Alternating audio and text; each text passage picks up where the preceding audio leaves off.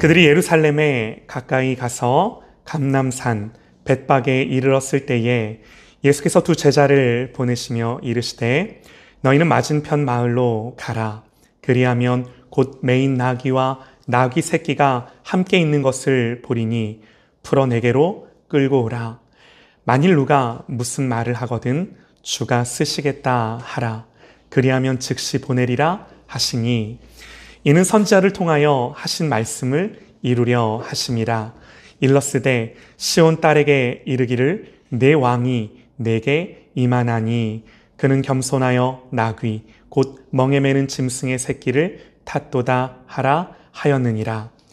제자들이 가서 예수께서 명하신 대로 하여 나귀와 나귀 새끼를 끌고 와서 자기들의 겉옷을 그 위에 얹음에 예수께서 그 위에 타시니 무리의 대다수는 그들의 겉옷을 길게 펴고 다른 이들은 나뭇가지를 베어 길에 펴고 앞에서 가고 뒤에서 따르는 무리가 소리 높여 이르되 호산나 다윗의 자손이여 찬송하리로다.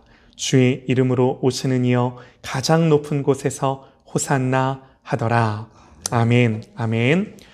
주권 다툼이라는 제목으로 하나님의 말씀 듣겠습니다. 주권 다툼이라는 제목으로 하나님의 말씀 선포합니다. 저를 보시죠.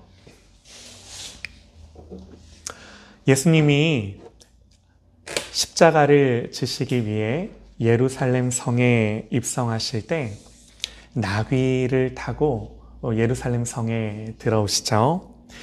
그런데 이 나귀를 얻는 과정이 상식적이지가 않습니다. 예수님 제자 둘을 마을로 보내시면서 야 너희들 가보면 나귀가 매어 있을 텐데 너희들 그거 풀어서 가지고 와.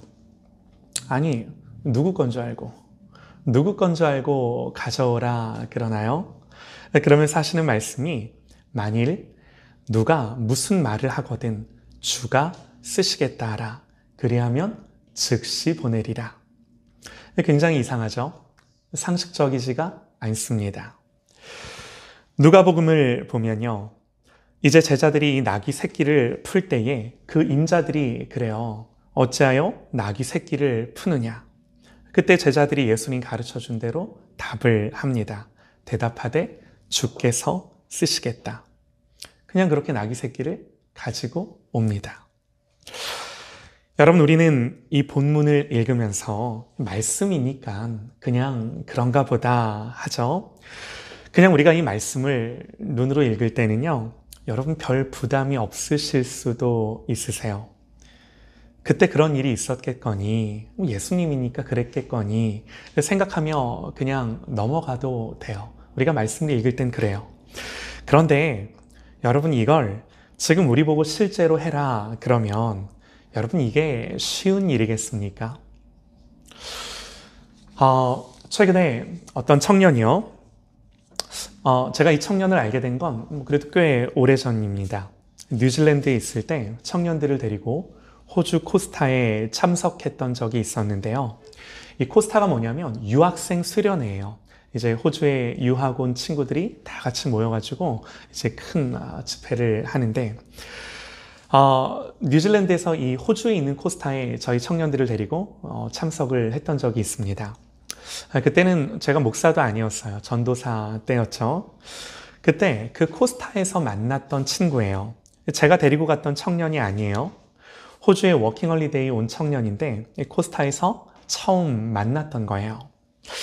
그때 그 청년을 만났던 게 계기가 돼서 지금까지도 이제 한국에 그 친구도 있고 저도 있고 한국에서 이제 간간히 연락하며 또 기회가 되면 얼굴도 보고 하는 친구인데 하루는 그 친구에게서 카톡이 왔어요.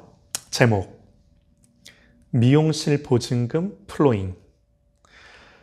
내용이 뭐냐면 보증금만 있으면 되는 미용실을 인수인계 받으려고 합니다. 권리금은 없고 모든 것이 다 세팅되어 있고 바로 들어가서 영업하면 되는 곳입니다. 하고 보증금 얼마. 하나님이 주시는 감동이 있으신 분들은 플로잉 해주세요. 여러분 여기서 플로잉이 뭐냐면 말 그대로 이게 이제 선교사님들이 주로 쓰는 용어인데 흘려보내달라 그 말이죠. 흘려보내달라. 한마디로 그냥 달라는 거예요. 그냥 주세요. 아니 무슨 선교 가는 것도 아니고 자기 미용실 하는데 빌려달라는 것도 아니고 야 이거를 네가 플로잉 해달라고 달라고 하냐. 속된 말로 거룩한 삥을 뜯는 거죠. 거룩한 삥을 뜯는 거예요. 여러분 그런데 한번 생각을 해보셔요. 여러분 이 친구가요. 정말 개념이 없어서 이럴 수도 있겠죠. 자기의 말과 하는 행동이 지금 뭔지 몰라서 정말 생각이 없고 뻔뻔해서 이런 무례한 말과 행동을 할 수도 있겠죠. 저는 이제 어쨌든 상황을 아니까 사실 이 친구에게 어떤 일이 있었냐면요. 제가 여기서 다 말씀을 드릴 수는 없지만 결론을 말씀을 드리면 여러분 이 친구가요. 인생의 막다른 곳까지 왔어요. 모르겠어요. 더 막다른 곳이 있을지는 모르겠지만 어쨌든 지금의 이 친구의 수준에서 생각했을 때 자기 자신에게는 이보다 더 무거웠던 적이 없었고 막다른 곳이 없다고 생각될 만한 그런 인생의 코너에 이 친구가 이제 몰린 거죠. 자기 힘으로 해볼 거 다 해봤고요. 그런데 결국에는 하나님이 정말 빈털털이 되게 하시고 빈손 되게 하시고 나이가 그렇게 적은 청년이 아니에요. 최근에 몇 년간 자기 사업도 연애도 심지어 신앙도 모든 삶에서 그렇게 빈손 빈털터리를 계속해서 경험해 왔고 최근에는 아주 경험했고 그러면서 이제 이 친구가 깨닫게 된 것이 뭔가 믿음이 있어요. 어려서부터 신앙생활했던 친구예요. 그런데도 불구하고 이제야 와서 정말 하나님 앞에 철저히 깨닫게 된 한 가지 사실이 뭔가 내가 주인이었고 나는 철저하게 내가 중심으로 내가 잘나서 살았구나 하는 걸 다 뺏기고 나니 이제서야 그게 보였던 거죠. 예수가 나의 주인 되지 못했음을 그제서야 깨닫는 거죠. 제가 이제 그 친구를 보며 느꼈던 건 그동안도 여러 차례 하나님 경고가 있었고요. 그랬지만 이제서야 다시금 철저하게 자기 자신의 모습을 하나님 앞에서 볼 수 있게 됐구나 하는 생각이 들더라고요. 그러면서 이제 회개하고 자숙하고 있는데 아무 일도 안 하고 있어요. 어쨌든 경제적으로도 관계적으로도 그리고 심적으로도 신앙적으로도 인생의 막다른 곳에 서 있는데 이제 이 친구가 아까 이제 그 카톡의 내용을 제가 말씀드렸으니까 아실 텐데 미용을 하는 친구예요. 미용사예요. 이제 다 망해서 정말 기도하고 말씀만 보고 있는데 뜬금없이 미용실 인수 제의가 들어온 거예요. 가봤더니 좋은 거죠. 좋은 거죠. 그런데 현실은 자기 자신의 현실은 다 망하고 심지어 이 친구가 자기가 갖고 있는 그 미용 도구 되게 비싼 도구라고 하더라고요. 그 도구마저도 다 저당 잡히고 수중에 빚만 남아 있는 거죠. 그러니까 이런 현실 속에 뭘 할 수가 있겠습니까? 이 친구의 마음에 뭘 할 수도 없을 뿐더러 하나님, 제가 뭘 또 하나님 앞에 하겠냐고 나서겠습니까? 하는 마음이 있는 거죠. 지금까지 이 친구는 그렇게 자기가 하고 싶었고 또 성공하고 싶었고 돈 벌고 싶었고 해보고 싶은 게 있었고 또 잘할 자신도 있었고 잘해요. 그런데 이제는 안 하고 싶다고. 뭘 하고 싶지도 않고 하나님 솔직히 뭘 해야 될지도 모르겠습니다. 내가 의지를 갖고 뭔가를 하는 것 자체가 하나님 너무나 두렵고 내 생각과 혈기와 내가 중심이 돼서 또 욕심에 이끌려서 하고 싶지가 않다고. 이제 이 친구 생각에 보증금, 그래, 내가 또 대출 받으려고 은행문 두드려보고 또 주변 사람들에게 빌려보고 하면 할 수 있겠더래요. 또 그것도 할 수 있겠더래요. 그런데 지금까지도 자기가 그래왔고 지금 나의 이런 모습으로 내가 또 미용실 차려서 한들, 그래서 손님들이 많이 오고 돈을 많이 번다 한들, 저는 하나님 주인 삼고 살 자신이 없는 사람이라고. 못하겠다고. 하고 싶지도 않다고. 할 능력도 없다고.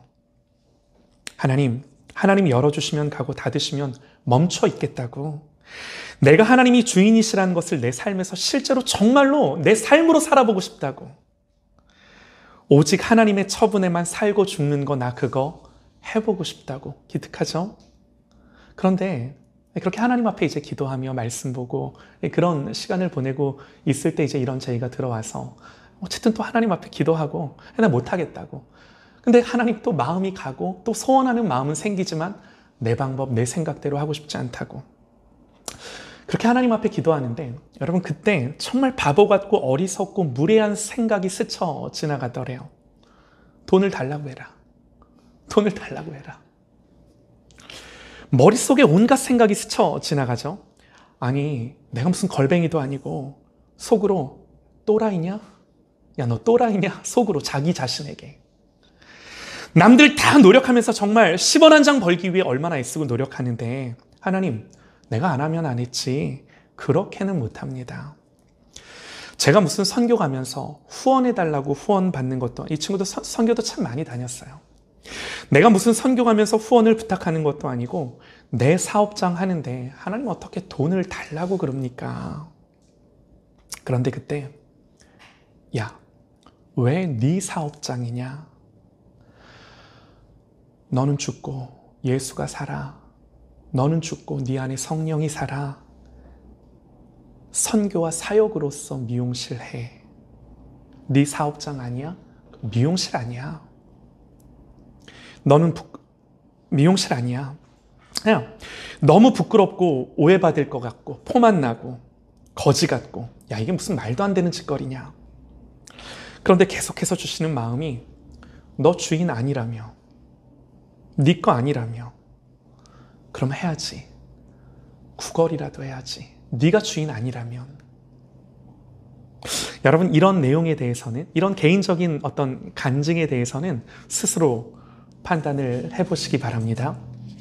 뭐 각자 생각은 다 다르실 수 있어요. 또 연락이 왔어요. 목사님 자존심이 산산이 무너진다고. 이렇게 폼 안 나게 살고 싶지 않다고. 제가 그랬어요. 네가 폼이 안 나야 예수님이 폼이 나지. 당신 밥벌이가 아니라 정말로 선교와 사역으로 미용실을 할 거라면 하나님이 너에게 그런 마음을 주신다면 어떻게 보세요. 하나님의 기업으로서 하나님 여기서 기업은 회사가 아닙니다. 하나님이 주신 하나님의 기업으로서 그 사업을 할지 구체적인 너의 마인드와 경영 전략들을 구하라고.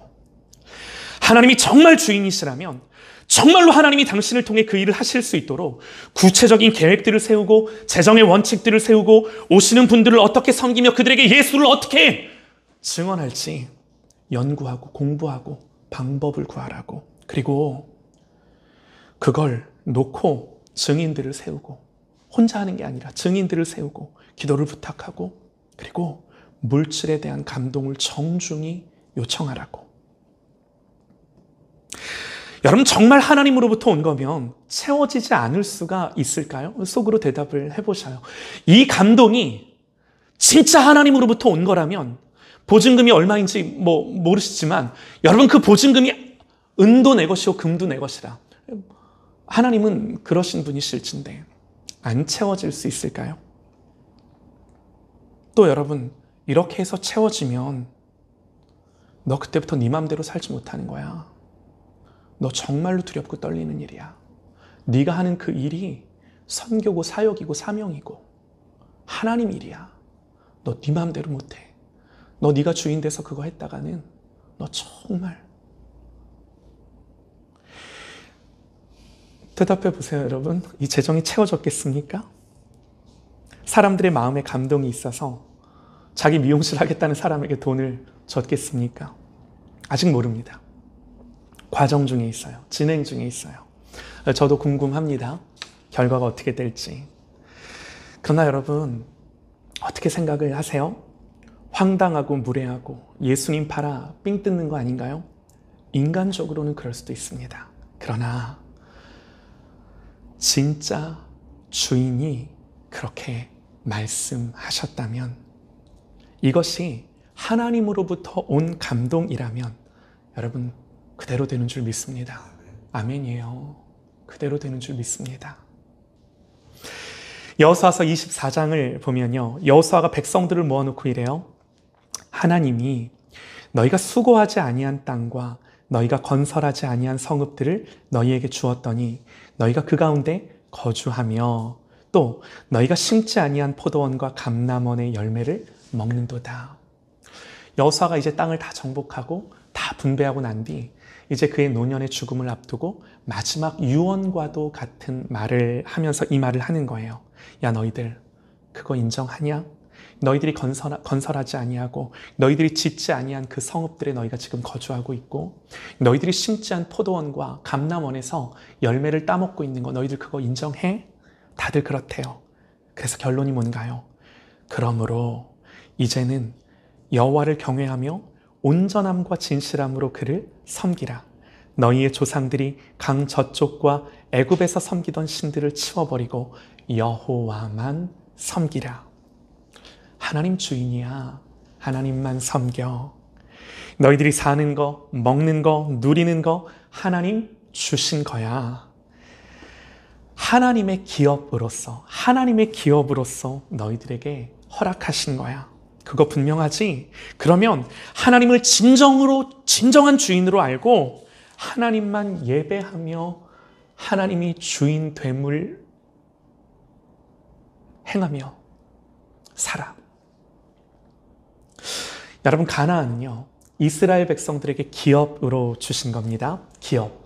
이 기업이라는 말을 많이들 들어보셨을 텐데요. 우리말로 정확히 뭐라고 번역해야 좋을지 모르겠어요. 유산이라는 말이 엇비슷한 말인데 꼭 정확하지는 않아요. 다만 분명한 건요, 이 기업은 노력의 대가로 주어진 게 아니에요. 뭘 잘해서 보상으로 그들에게 준 게 아니에요. 은혜로 주어졌고 분명히 내 소유예요. 그러나 진짜 주인은 내가 아니에요. 희한하죠? 이게 기업의 의미와 개념이에요. 여러분, 그래서 예를 들면 우리에게 어떤 게 기업인가라고 그랬을 때 특별히 성경은 자녀들이 기업이다 그럽니다. 자녀들이 기업이다. 분명히 내 자녀지만 내 자녀가 아닌 하나님이 맡겨주신 자녀들, 또 여러분의 일도 기업이에요. 지금 하고 있는 그 모든 삶의 현장들, 내게 주신 것들 다 하나님이 기업으로서 주신 것들이에요. 그리고 무엇보다 성경은 세상의 그 어떤 것들이 기업이 아니라 하나님 당신이 우리의 기업이 되신다 말씀을 합니다. 세상의 그 무엇도 우리의 기업일 수 없어요. 하나님만 우리의 기업이세요. 저는 개인적으로 하나님이 이 미용실을 이 친구에게 기업으로 허락해 주시지 않을까, 표현은 이렇게 했는데 저는 그렇게 된다라고 믿어요. 제 믿음이에요. 여러분 달리 생각하실 수도 있지만 하나님 앞에 이 친구를 놓고 중보하며 기도할 때 주시는 제 안의 믿음입니다. 저의 착각일 수도 있겠죠. 방법은 모르겠어요. 재정이 이런 방법으로 채워질 수도 있고요. 현재 미용실 주인이 넘기면서 야, 너 그냥 일하면서 벌면서 천천히 갚으라고 그럴 수도 있고요. 모르겠어요. 그러나 내 상식과 내 기대와 내 예상을 벗어난 하나님의 방법, 하나님의 일로서 그 일들이 되어질 줄 믿습니다. 저의 믿음이에요. 그래서 여러분 분명한 게 뭔지 아세요?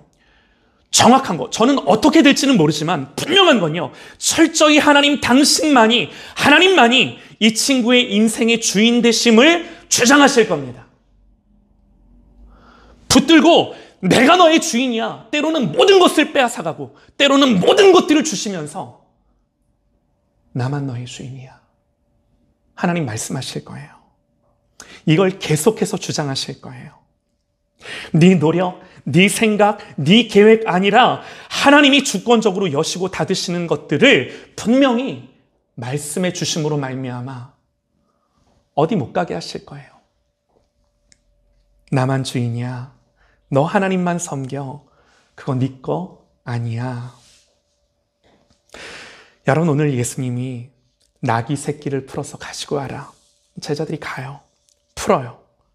그 나귀 주인이 이거 왜 푸냐고. 진짜 주인이 쓰시겠답니다. 갖고 와요. 갖고 와요. 사랑하는 여러분, 저와 여러분은, 우리는 이 진짜 주인을 아버지로 섬기는 줄 믿으시기 바랍니다. 온 우주와 만물과 내 인생의 진짜 주인이 하나님이세요. 단순합니다. 복잡하지가 않습니다. 그냥 주인이 말씀하시면 되는 거예요. 내 주인이 오케이, 그러면 되는 거예요. 믿음은요, 이 단순한 진리 앞에 내 모든 복잡한 생각들을 내려놓고 그 현장에서 하나님을 예배하는 것, 여러분, 이것이 믿음입니다.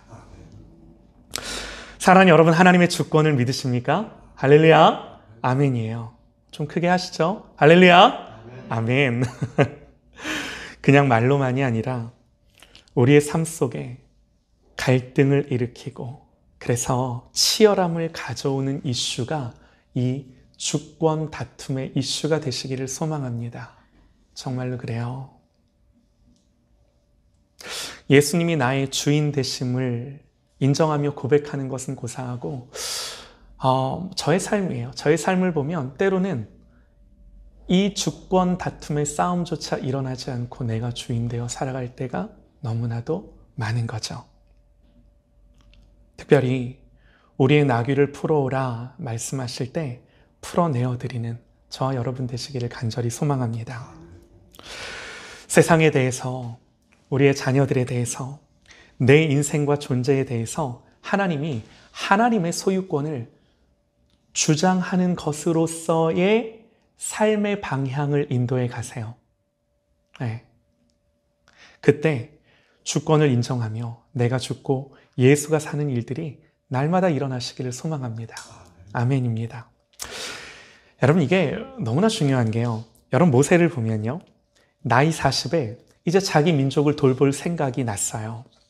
그래서 그 당시 모세는 신분이 애굽의 왕자였죠. 힘도 있고 권력도 있고 실력도 있던 그런 모세가 뭘 좀 해보려고, 그런데 아시다시피 실패하고 도망자가 되어서 미디안의 목동으로 장인의 양을 몰며 살아갑니다. 그렇게 나이 80이 돼요.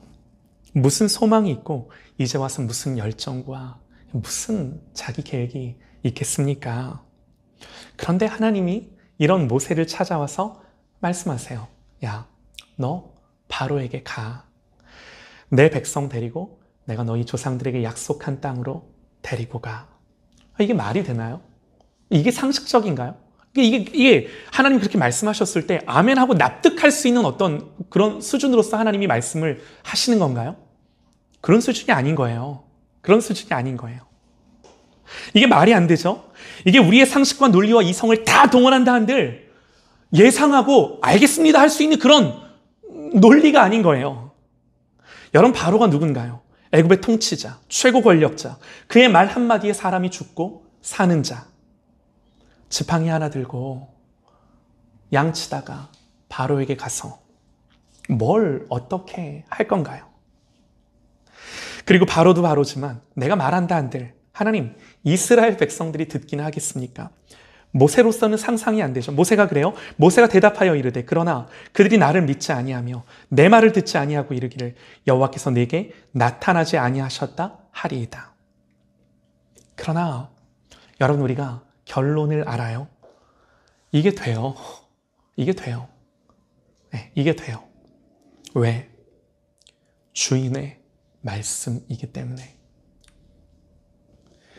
그리스도인은 어떤 사람인가요? 이 주인을 아는 자입니다. 예수 그리스도를 주라 시인하며 고백하는 자들이 그리스도인들이에요. 오늘 말씀에서 우리는 우리 주님의 권세와 주권을 보기 원하는데요. 4절에요. 성경은 이 사건을 두고 이렇게 해석을 합니다.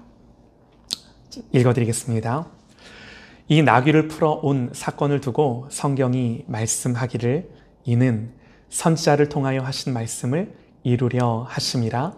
일러스되 시온 딸에게 이르기를 내 왕이 내게 임하나니 그는 겸손하여 나귀 곧 멍에 매는 짐승의 새끼를 탔도다 하라 하셨느니라. 한마디로 이게 스가랴서 9장 9절의 말씀인데요. 이 말씀을 이루려 하심이라.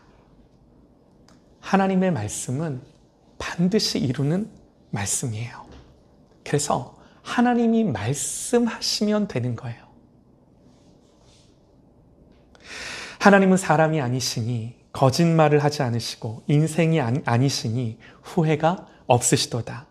사람이 어찌 그 말씀하신 바를 하나님이 어찌 그 말씀하신 바를 행하지 않으시며 하신 말씀을 실행하지 않으시랴. 말씀의 결론을 맺습니다. 우리는 무엇을 집중하고 어디에 마음을 두고 사는 자들인가요? 다른 것일 수 없어요. 주님이 뭘 말씀하셨는지, 주인이 뭘 말씀하실는지. 이거 말고는요, 이 하나님의 말씀 말고는 참된 실제가 우리에게 없어요. 이 말을 이해하실 수 있어요? 여러분, 눈에 보이는 것, 내 이성적인 판단, 내 감정, 여러분 그 무엇이 나의 그 어떤 판단, 나의 그 어떤 감정, 내 그 어떤 논리가 세상에 있는 모든 것들을 실제로 참으로 볼 수 있는 실력이 있냐라는 말이 있냐라는 거예요. 내 감정, 내 판단, 내가 눈으로, 내가 귀로 듣고 내가 분별하는 것들이 어떻게 실제일 수가 있겠습니까? 참된 실제는 그 말씀 그대로 역사하시는 하나님의 말씀일 수밖에 없는 거예요. 자, 그러면 여러분, 이 말씀이 언제 실제라고 나에게 증명되는가? 언제 이것이 나에게 적용이 되고 나타나는가? 6절입니다. 언제 이 실제이신 하나님의 말씀이 그대로 나에게 나타나 보여지는가? 6절 말씀에요. 제자들이 가서 예수께서 명하신 대로 하여. 제자들이 가서 예수께서 명하신 대로 하여. 하나님의 말씀이 나의 연약하고 부끄러운 순종을 통해서 그대로 되는 줄을 믿으시기 바랍니다. 아멘이에요. 그래서 우리가 살아요. 예수님이 제자 둘을 보내셨다. 성경 마태복음, 마가복음, 누가복음에 다 이 내용이 나오는데 다 누구를 보냈다라는 말이 안 나와요. 제자 2명을 보내셨대요. 궁금합니다. 누구를 보내셨을까? 그런데 누가 됐든 가면서 그랬을 것 같아요. 야, 우리 선생님이 나귀 새끼 끌고 오랜다. 아, 나 진짜. 야, 그거 도둑질 아니야? 야, 주인이 뭐라고 하면 어떡해. 아, 진짜. 이러면서 그들이 투덜투덜대며, 물론 그분들을 뭐 이렇게 보는 건 아니고, 그러니까 우리 수준에서 이렇게 생각을 해봤을 때, 그런데 여러분, 설령 이랬다 한들 오늘 말씀에 기록하기를 제자들이 가서 예수께서 명하신 대로 하여. 그랬더니요, 나귀와 나귀 새끼를 끌고 와서 자기들의 겉옷을 그 위에 얹음에 예수께서 그 위에 타시니. 무리의 대다수는 그들의 겉옷을 길에 펴고 다른 이들은 나뭇가지를 베어 길에 펴고 앞에서 가고 뒤에서 따르는 무리가 소리 높여 이르되 호산나 호산나 다윗의 자손이여 찬송하리로다. 주의 이름으로 오시는 이여 가장 높은 곳에서 호산나. 이 제자들의 순종으로 말미암아 말씀이 응했고 이 말씀이 응함으로 말미암아 하나님이 예배받으시고 찬송받으시고. 사랑하는 여러분, 우리는 예수님을 주인으로 섬기는 자들입니다. 하나님이 이 주권을 우리와 다투세요. 하나님이 우리와 이 주권을 놓고 다투세요. 우리가 이 주권 다툼에서 항복을 선언하고 하나님의 승리를 선언할 때에 제자들이 가서 예수께서 명하신 대로 하여 순종했을 때 하나님의 주권이 저와 여러분의 삶에 그대로 풀어지는 역사가 있는 것을 믿으시기 바랍니다. 아멘.